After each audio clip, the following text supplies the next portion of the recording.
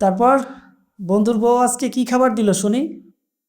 এখনো তো জানি না বন্ধু, খুলে দেখতে হবে। কপাল তো আমার বন্ধুরই, ভালো চাকরি, সুন্দর বউ, বউ বাড়িতে আসতে আসতেই পদোন্নতি, মোটা অঙ্কের স্যালারি, তারপরে আবার সুন্দরী বউয়ের ভালোবাসা।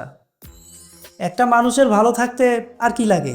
আচ্ছা, সুন্দরী বউ, স্মার্ট স্যালারি, তোমারও তো আছে, তারপরে অত হিংসা কেন? হিংসা নয় বন্ধু, আক্ষেপ। আক্ষেপ?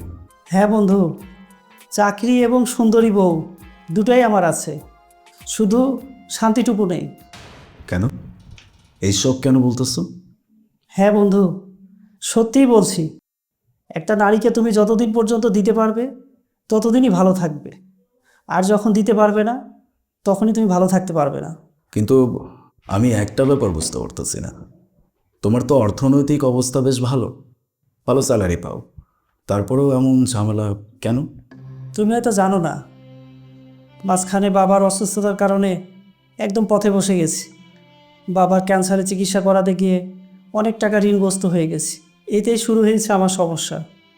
বউকে আগের মতো টাকা পয়সা দিতে পারি না বলে আমার কোনো দাম নেই, আর এই নিয়ে প্রতিনিয়ত চলছে অশান্তি। আর এটাই হলো আমার এখন অশান্তির মূল কারণ। অবস্থা এখন এমন একটা পর্যায়ে চলে গেছে, বউ আমাকে এখন ডিভোর্স দিতে চায়। কি কি বলতেছো তুমি এইসব? মানে এই বিষয় নিয়ে এত বড় ঝামেলা? আমার তো নিজেরই অবাক লাগতেছে। উনি তো যথেষ্ট শিক্ষিত, উনি যদি না বোঝে তাহলে ওনাকে কে বোঝাবে? শুধু শিক্ষিত হলে হয় না বন্ধু, যার বুদ্ধি 9 বছরে হয় না তার 90 বছরেও হবে না। এটা ঠিক বলছো, তবে এদিক থেকে বলতে গেলে আমি অনেক ভাগ্যবান পুরুষ। আমার বউটা আমাকে খুব ভালোবাসে, শুধু আমাকে না, আমার পরিবারকেও ভালোবাসে, আমাকে অনেক সাপোর্ট করে।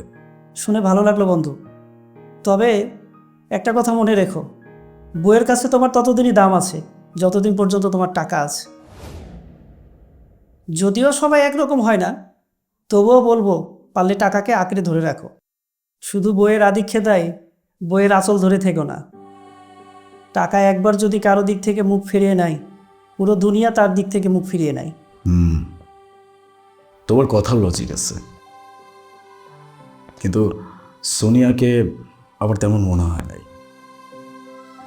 ও আমাকে বেশ ভালোবাসে। আমি মনে করি যে ও এরকম সামান্য কোনো কারণে আমাকে কখনো ছেড়ে যাবে না। ভালোবাসতেই পারে, আমি তোমার বিশ্বাসে কখনো ছেদ ঘটাবো না। তবে মনে রেখো, টাকা ছাড়া কখনো কোনো মানুষ ভালো থাকতে পারে না। যাই হোক বন্ধু, বিয়েতে তো দাওয়াত দিলে না, তোমার বউর সাথে পরিচয় করালে না। যদি কখনো রাস্তাঘাটে দেখা হলে ঝগড়াঝাটি করে ফেলি? হ্যাঁ, ঝগড়া করবে, তাও আবার একটা মহিলার সাথে, আমার বন্ধু। এত হাসো না, পরে দেখবা অঘটন ঘটে গেছে। বুঝলাম, ঠিক আছে, দেখা করাবো, তবে আমাদেরকে ট্রিট দিতে হবে। আলবাদ, নো প্রবলেম। ঠিক আছে, এখন কে নিয়ে আয়।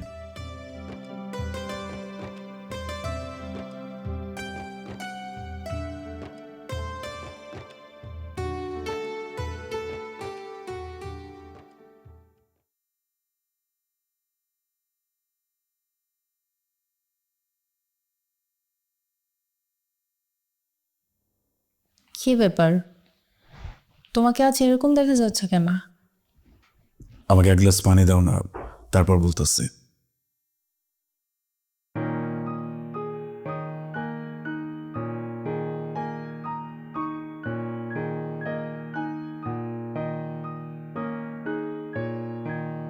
কি হয়েছে বলো তো, তুমি এরকম করে আছো কেন?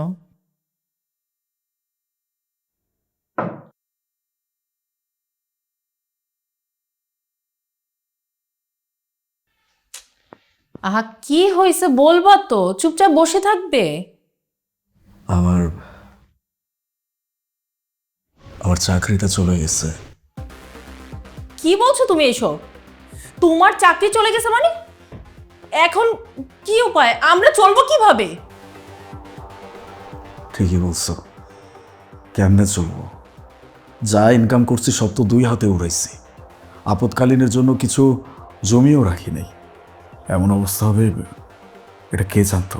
শোনো, এই অবস্থায় বেশি দিন টেকা যাবে না, নতুন একটা চাকরি খোঁজো। বসে খেলে তো আর হবে না। এত অস্থির হচ্ছ কেন?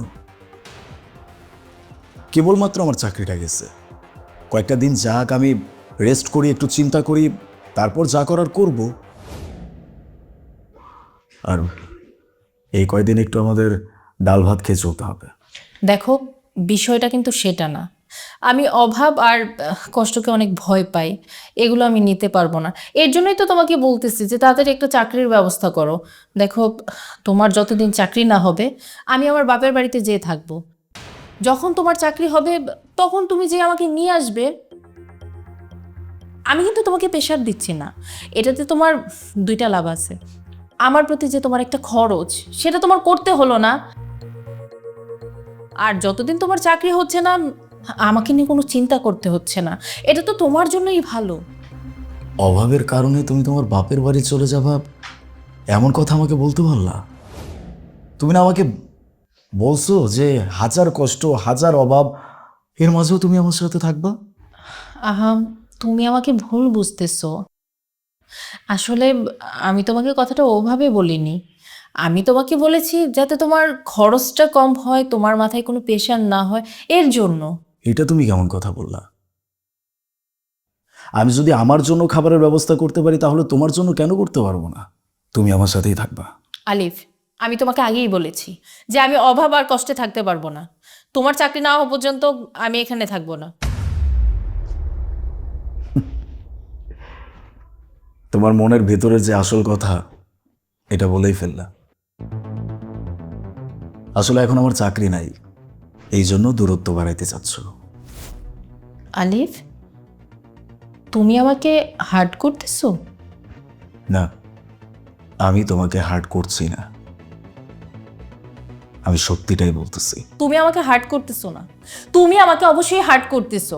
তোমার চাকরি হারায় না পুরো মাথাটা নষ্ট হয়ে গেছে, তুমি পাগল হয়ে গেছো। দেখো, এখানে আমি আর এক মুহূর্ত থাকবো না। তোমার এই সংসারে থাকার আমার কোনো ইচ্ছা নাই। আমি আমার বাপের বাড়ি চলে যাব। থাকো তুমি তোমার সংসার নিয়ে। আচ্ছা, যার চাকরি নাই তারে তো লেকচার কিসের? হ্যাঁ, তোমার লেকচার শুনতে আমি বাধ্য নই। তুমি থাকো, আমি চলে গেলাম বাপের বাড়ি। সত্যি আমি মানুষ চিনতে ভুল করছি। আমি এই মুহূর্তে আমার বাপের বাড়ি চলে যাব। আর যতক্ষণ তোমার চাকরি না হবে তুমি আমাকে আনতে যাবে না।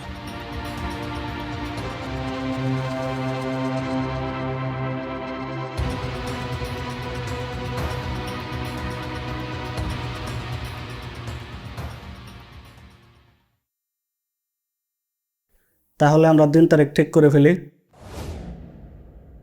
কি হচ্ছে এখানে? তুমি তুমি এখানে কেন? কেন?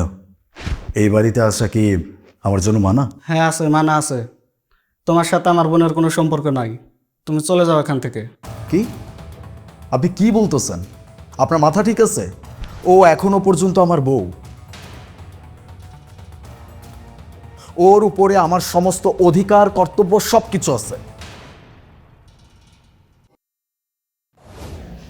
তুমি এখানে কেন আসছো? কি ব্যাপার? তুমিও একই প্রশ্ন করতেছো? এই বাড়িতে আসা কি আমার জন্য মানা? তুমি বুঝতেছো না বাসায় মেহমান আসছে? ও, গেস্ট?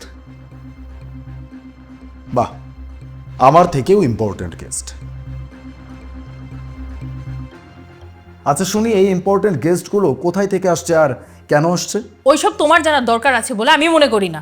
তোমার জানার দরকার না থাকলেও আমার জানার দরকার আছে। মিস্টার জহির সাহেব, আপনি এখানে কেন আসছেন? কি করতে আসছেন? আমি তো আসছিলাম পাত্রী দেখতে, শুনছিলাম অনেক ভালো পাত্রী, বনেদি পরিবার। তা কেমন দেখলেন? যা দেখলাম তা তো আর সহ্য করতে পারতেছি না রে আলী। তোর জায়গায় যদি আমি থাকতাম সব কোটারে জুতা পিটা করতাম। তুই বলে এখনো সহ্য করে আছিস। আমি জানতাম না বন্ধু এটা তোর বউ। আমি যদি আগে জানতাম আমি কখনোই আসতাম না। আপনারা কি একজন আরেকজনকে চেনেন?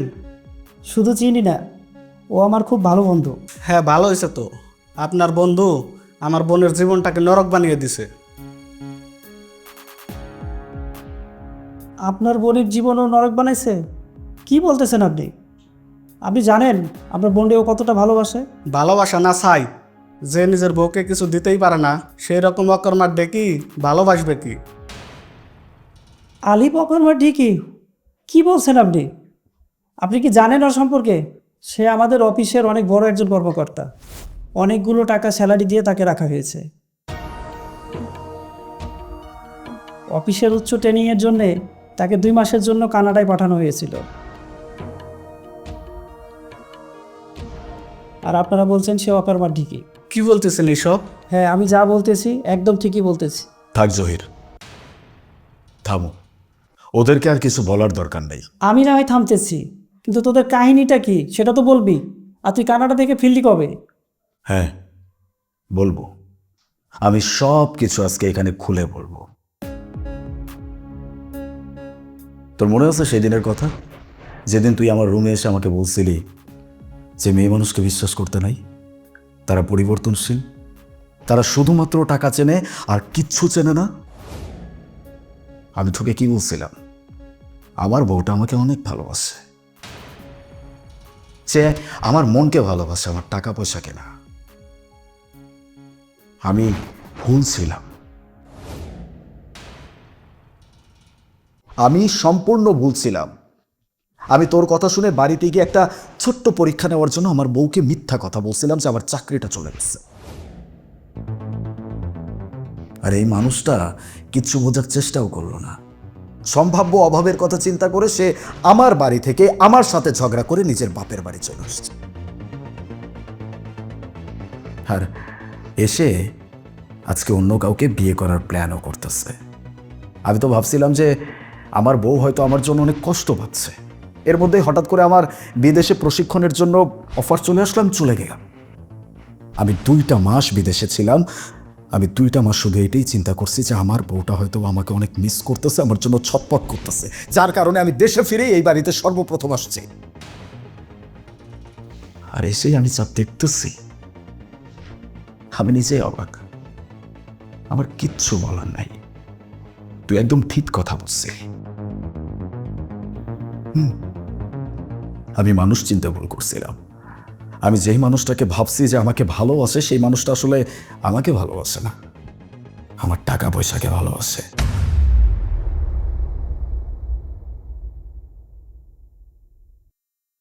তবে একটা জিনিস ভালো হয়েছে, আমি মানুষ চিনতে পারছি। আমি তো আরো ভাবছিলাম যে কোম্পানির পক্ষ থেকে আমি যেই টাকাটা পাইছিলাম অনারিয়ামের 20 লক্ষ টাকা, এটা আমি আমার বউকে দিয়ে দিব।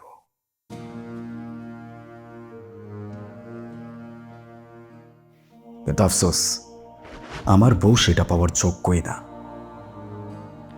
আমি তো তোমাকে বলেছিলাম যে অভাব কষ্ট এগুলো আমি খুব ভয় পাই, এর জন্য আমি তোমাকে ওইভাবে বলেছিলাম এগুলো আমি সহ্য করতে পারবো না। আমার খুব ভুল হয়ে গেছে, আসলে আমি বুঝতে পারিনি। কি ব্যাপার, এখন কি আবার আমার টাকার কথা শুনে লোভে পড়ে গেছেন? বন্ধু, তাও ভালো তুই সময় মতো এসেছিস। তোর বউ দেখ তুই কী করবি, তুই চিন্তা ভাবনা করে দেখ। চলো।